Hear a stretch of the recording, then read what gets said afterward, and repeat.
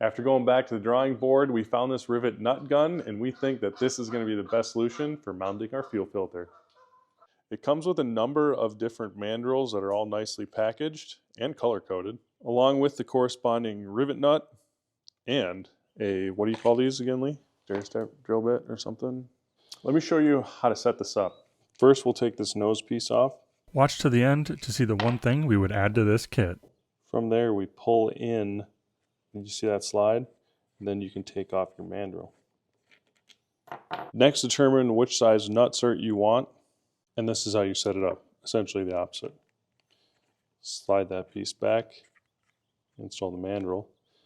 Now this is what I found. This was fully seated, and you cannot get your nose piece in there. I had to loosen this up, which you can tighten it by tightening this right here, and that keeps it from spinning.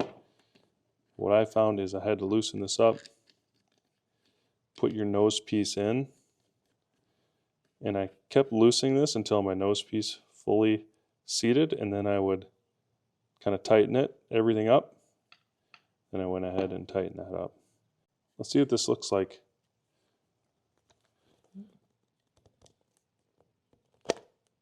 Haha, sweet. Now that we have it set up, let's go drill our hole so we can put in our nutsert.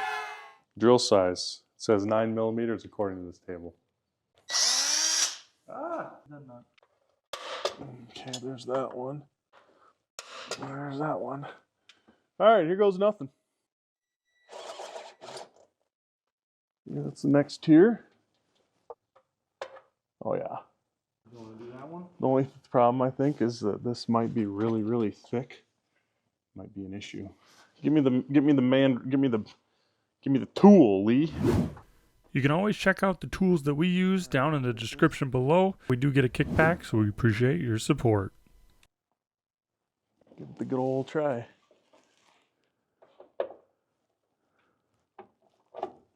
Where's Popeye when you need him? Dang it, Jake. I told you I had PTO.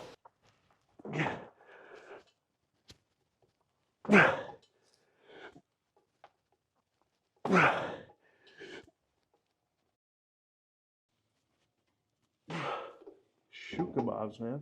Just use this backside to spin it out. I don't think I got it completely crimped, but I think I got it enough.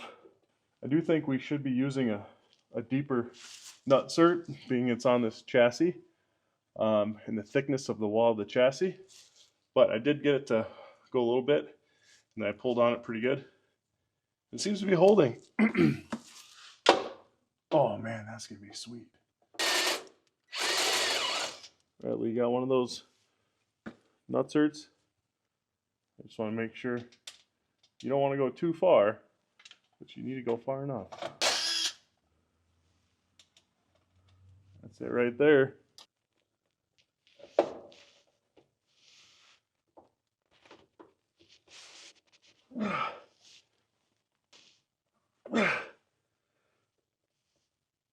I think that's about as far as I got last time.